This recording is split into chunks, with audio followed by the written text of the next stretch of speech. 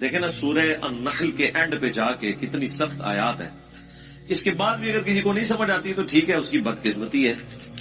ہم تو قرآن سے احادیث سے حوالے دے کے سمجھا ہی سکتے ہیں نا جی، زبردستی تو نہیں کر سکتے. اللہ تعالیٰ فرماتا ہے ثم ان ربک للذین عملوا السوء بجہالہ، سورہ النحل آیت نمبر 119. اس کے بعد تیرا رب ایسے لوگوں کے حق میں جو برے اعمال کر لیں جہالت کی بنا پر، ثم تابوا، پھر توبہ کر لیں، یعنی اللہ کی طرف پلٹ آئیں، من بعد ذالک، اس گناہ کے کرنے کے بعد، وَأَصْلَحُوا، اور اپنی اصلاح بھی کر لیں. ان ربک من بعدها، تو بے شک تیرا رب یہ کچھ کرنے کے بعد لغفور رحیم، ضرور بخشنے والا مہربان ہے. یعنی بخشنے والا مہربان کس صورت میں ہے؟ جب کوئی شخص توبہ کرے، توبہ کرنے کے بعد اپنی اصلاح کر لے تو اللہ تعالیٰ معاف کرے گا. لیکن آپ کو ہمیشہ آدھی پکچر بتائی جاتی ہے. اسی طریقے سے سورۃ الحجر میں ایک بڑی ڈسائسو آیت ہے. دیکھیں جی قرآن، پھر ہم اسی لیے تو کہتے ہیں نا کہ پھر قرآن کا خدا جو ہے پھر کوئی اور ہے، نعوذ باللہ من ذالک. یعنی ان لوگوں نے جو اللہ تعالیٰ کا ایک تعارف کروایا نا ایک بوڑھی نانی اماں کا، اور جی 70 ماؤں سے زیادہ. ہاں جی ابو جہل نال بھی، جس نے سیدنا یاسر اور سمیہ کو ظالمانہ طور پہ قتل کر دیا، اس سے بھی 70 ماؤں سے زیادہ. کن کہانیوں میں پھر رہے ہیں؟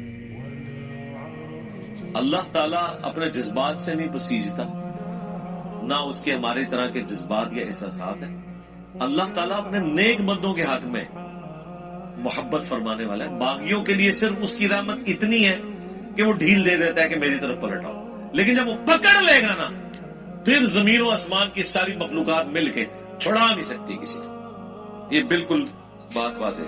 تو یہ سورۃ الحجر کی آیت نمبر ہے 50. نبئ عبادی انی انا الغفور الرحیم، اے میرے نبی خبر دے دو میرے بندوں کو کہ بے شک میں ضرور بخشنے والا مہربان ہوں. وَأَنَّ عَذَابِي، اور یہ بھی خبر ساتھ سنا دو کہ میرا جو عذاب ہے هو العذاب العلیم، وہ بہت ہی دردناک عذاب ہے. آدھی پکچر نہیں پیش کرنی، پوری. اور وہ جو پوری پکچر ہے نا وہ بھی بیلنس نہیں اسے کر رہی، وہ اس کے حق میں ہے جو اللہ کی طرف رجوع لاتا ہے. باقیوں کے لیے کچھ نہیں ہے میرے بھائی. وہ جی بخاری مسلم میں حدیث ہے، اللہ تعالیٰ نے مخلوقات کی پیدائش سے پہلے عرش پہ اپنے پاس ایک عبارت لکھ لی تھی کہ میری رحمت میرے غضب پر بھاری ہوگی. جی بالکل لکھی ہوئی ہے. اس کا یہ مطلب ہے کہ کام چوک کے رکھو تو رحمت اپنا کام کر لے گی؟ نہیں. اس کا مطلب یہ ہے کہ انسان اپنی کمزوریوں کی وجہ سے کسی خاص حد تک کی معاملات کو سدھار سکتا ہے، باقی چیزوں کی کمپنسیشن رحمت سے ہوگی.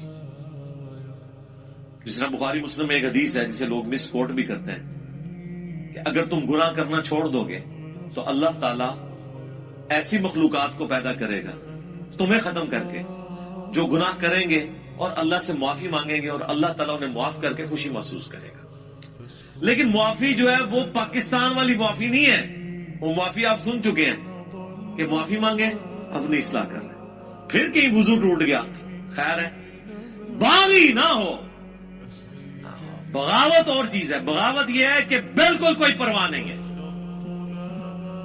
اور معافی اس کے لیے. اچھا یہ جو جتنی معافی کی رحمت کی آیات ہے نا، یہ ان مجرمین کے لیے نہیں ہے جو بغاوت میں اترے ہوئے، یہ ان کے لیے ہیں جو اللہ کے راستے پہ چل رہے ہیں کہ وہ کہیں پر مایوس نہ ہو جائیں. جس سورہ الزمر میں ہے نا، لا تقنطوا من رحمت اللہ. اے نبی میرے بندوں کو خبر کر دو اس حوالے سے کہ وہ اللہ کی رحمت سے مایوس نہ ہو. جنہوں نے اپنی جانوں کے اوپر ظلم کیا ہے اللہ کی رحمت سے مایوس نہ ہو، اللہ تعالیٰ سارے گناہوں کو معاف کر دے گا. یہ وہ بندے ہیں جو واقعی یہ کیئر کرتے ہیں یہاں سا ڈھکے بڑھنا ہے، ان کے لیے ساری تسلی ہے. باغیوں کے لیے کچھ بھی نہیں ہے. جس کو کبھی اللہ کا خیال ہی نہیں آیا، جس نے اللہ کو سیریس نہیں لیا، اس کے لیے کوئی رحمت کی آیات نہیں ہے. وہ آیت یہ ہے پھر اس کے لیے وَلَقَدْ ذَرَأْنَا لِجَهَنَّمَ كَثِيرًا مِنَ الْجِنِّ وَالْإِنسِ. وہ جہنم کے لیے پیدا ہوئے اکثریت. اچھا میرے بھائی، جب اکثریت جہنم کے لیے پیدا ہوئی ہے تو پھر جنت میں جانے کا سرٹیفکیٹ دنیا کی سب سے مشکل ترین ڈگری ہونی چاہیے. یہ ہے کہ نہیں؟ جب اکثریت جہنم میں جا رہی ہے، ہر 1000 میں سے 999 جہنم میں جا رہے ہیں، لیکن کیس ہمیں الٹ نظر آ رہا ہے. لوگ تو یہ سمجھ رہے ہیں جنت میں جانا تو جو کچھ بھی ہے تیرے محبوب کی امت سے. تو اس کا ٹیسٹ پاس کرنا بھی اتنا مشکل ہے، کیونکہ انعام اتنا بڑا ملنے والا ہے، ہمیشہ کی جنت، کبھی موت نہیں. اور سب سے ادنا جو جنتی ہے نا، جو سب سے آخر میں جنت میں جائے گا جہنم سے نکال کے، یعنی جو اپنے گناہوں کا عذاب لاکھوں سال بھگت کے صفائی کروانے کے بعد، اپنی سارے گناہ معاف کروانے کے بعد آخری بندہ جہنم سے نکالا جائے گا، اسے بھی اس پلانٹ ارتھ سے 10 گنا بڑی جنت ملے گی. 10 زمینیں 40,000 کلومیٹر کے سرکمفرنس کی. آپ پوچھ رہے ہوتے ہیں اتنے سیارے کیوں نے؟ 10.5 ہیں انشاءاللہ. ٹھیک ہے جی. جو آخر میں جائے گا اس کا یہ حال ہے، اور جو بغیر حساب و کتاب کے جائے گا، یا جو نیکیاں بھاری ہونے کی وجہ سے حساب و کتاب سرسری حساب کے بعد چلا جائے گا، اس کے جنت کا کوئی امیجن کر سکتا ہے کس بڑے لیول کی؟ پھر اس سے بڑی بات یہ ہے کہ موت نہیں آنی، بڑھاپا نہیں آنا، پریشانی نہیں آنی، اور جو چاہیں گے وہ ملے گا. تو مجھے بتائیں، جب یہ تو آپ سمجھ لیں آلموسٹ اللہ تعالیٰ نے خالق اور مخلوق کا ہی فرق رکھا ہوا ہے، ذاتی عطائی کا فرق رکھا ہوا ہے. باقی اللہ تعالیٰ نے آپ کو شیئر کر دی ہے وہ چیز جو آپ کے اندر چھپی ہوئی خواہش ہے، جس کی وجہ سے انسان دعوی خدائی کرتا ہے. ہر بندے کے اندر ایک خدا ہے چھپا ہوا. تبھی تو فرعون نے خدائی کا دعویٰ کیا. حکمران اپنے آپ کو خدا کہتے نہیں، لیکن وہ اپنے آپ کو الٹیمیٹ سمجھتے ہیں دنیا میں. یہ خواہش جنت میں پوری کر دے گا اللہ تعالیٰ، لیکن پہلے جو ہے نا وہ پدی نکلوائے گا دنیا میں، اس کے بعد آپ کو اہل کرے گا. جب جنت میں جانے والے پوائنٹ 0.0001% ہیں، شاید آپ 0 بھی اس کے انفینٹی لگاتے رہے اتنی بڑی آبادی کے اندر، تو پھر اس کا ٹیسٹ بھی اتنا ہی مشکل ہے. اس کو اب ذرا تھوڑا الٹ کر کے دیکھ لیں کہ اگر اللہ تعالیٰ کے لیے یہ ایشو اتنا سینسٹیو ہے تو پھر یہ یاد رکھیں سزا پھر یہی ہوگی کہ اگر کسی نے 50-60 سال کا شرک کیا تو جہنم میں بھی پھر ہمیشہ کے لیے جائے گا، کیونکہ شرک اتنا بڑا گناہ ہے کہ اگر شرک نہیں کیا اور اوبیڈینٹ ہے تو ہمیشہ کی جنت مل رہی ہے. تو اس کا وائس ورثہ یہ ہے کہ اللہ کے نزدیک شرک اتنا بڑا جرم ہے کہ پھر 60 سال کی عیاشی کے عوض جہنم بھی پھر ہمیشہ کیا اس کے لیے. بولے اعوذ باللہ تعالیٰ. یہ اکثر لوگ پوچھ رہے ہوتے ہیں نا جی یہ کون سا انصاف ہے؟ کبھی کسی نے یہ نہیں پوچھا کہ یہ کون سا انصاف ہے کہ 50-60 سال کی زندگی دے کے آخرت کی ہمیشہ کی زندگی مل رہی ہے. یہ بے انصافی نہیں آپ کو نظر آ رہی؟ نہیں، وہ تو آپ پریویلیج لے رہے ہیں نا. پریویلیجز جب بندہ لے رہا ہوتا ہے وہ کہتا ہے میرا حق ہے، ٹھیک ہے، لیکن جب سزا کی باری آتی ہے نا تو سر یہ بہت بڑا جوا ہے. جوا ہے ہی یہی ہے، 0-1 ادھر یا ادھر. اس کے لیے ایفرٹ پھر اس طرح کی پٹ کرنی چاہیے کہ انسان تن من دھن لگا دے اس کے لیے، اور وہی اس چیز کی متقاضی ہے. اللہم اجرنا من النار وَلَقَدْ ذَرَأْنَا لِجَهَنَّمَ كَثِيرًا مِنَ الْجِنِّ وَالْإِنسِ، اور بے شک ہم نے جہنم کے لیے ہی پیدا کیے ہیں اکثر جن اور انسان. لیکن وجہ کیا ہے؟ لَهُمْ قُلُوبٌ لَا يَفْقَهُونَ بِهَا، ان کو ہم نے دل دیے تھے، عقل دی تھی، لیکن انہوں نے کبھی وہ عقل استعمال ہی نہیں کی. یعنی یہ جو میں ابھی آپ کو آدھے گھنٹے سے ابھار رہا ہوں، وہ عقل جو دی ہوئی ہے نا اللہ نے، اس کے ذریعے میں نے آپ کو ٹریگر کروایا. بس میں نے اپنا کام کر دیا، آپ کا بھی کام ہو گیا. اب آپ نے خود ہی جہنم کمانی ہے تو کمانی ہے. پتہ چل گیا کہ معاملہ بڑا ڈٹ ہے، بڑا خطرناک ہے، بلکہ خطرے ناک ہے. وَلَهُمْ أَعْيُنٌ لَا يُبْصِرُونَ بِهَا، اور ہم نے ان کو آنکھیں دی تھی لیکن وہ آنکھوں سے دیکھنے کا سا دیکھنا نہیں دیکھتے. یعنی کہتے ہیں عقل مند وہ ہے جو دوسرے کی غلطیوں سے سبق سیکھ لے. اپنی غلطی سے تو سبق سیکھنا عقل مندی ہے، لیکن چھوٹی. بڑی عقل مندی ہے کہ آپ وہ کام کریں ہی نہ جس کا اینڈ رزلٹ آپ اپنے سامنے دیکھ چکے ہیں کہ لوگوں کے ساتھ یہ ہوا. وہ آنکھ عبرت والی. وَلَهُمْ آذَانٌ لَا يَسْمَعُونَ بِهَا، اور ان کے کان تو تھے لیکن وہ سننے کا سا سننا نہیں سنتے. یعنی انہوں نے اپنی عقل کو، اپنی آنکھوں کو، اپنی بصارت کو، اپنی جو ہے وہ سوچنے سمجھنے کی صلاحیتوں کو اس کے لیے پٹ نہیں کیا. وہی جو سورہ بنی اسرائیل میں ہے وَلَا تَقْفُ مَا لَيْسَ لَكَ بِهِ عِلْمٌ إِنَّ السَّمْعَ وَالْبَصَرَ وَالْفُؤَادَ كُلُّ أُولَئِكَ كَانَ عَنْهُ مسئولا. وہاں پہ بھی انہیں تینوں انسٹرومنٹس کا ذکر ہوا ہے کہ بے شک کان، آنکھ اور عقل، دل یا دماغ، کوئی بھی چیز، یہ دونوں انسٹرومنٹس ہیں اللہ کی طرف سے. اس پہ الگ سے میری ویڈیو ریکارڈ ہے.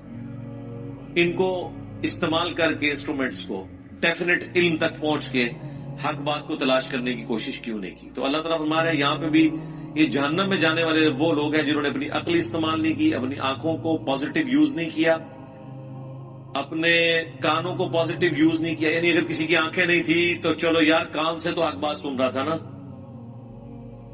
وہ جس کی عقل نہیں ہے اس سے تو اللہ تعالیٰ نے اٹھا لیے سب کچھ. بخاری میں حدیث ہے نا، تعلیقاً مولا علی کا قول ہے، پوری سند جو ہے مسند احمد میں، سنن ابن ماجہ کے اندر موجود ہے کہ 3 لوگوں سے اللہ تعالیٰ نے قلم اٹھا لیا ہے، سویا ہوا شخص، مجنون، پاگل اور نابالغ.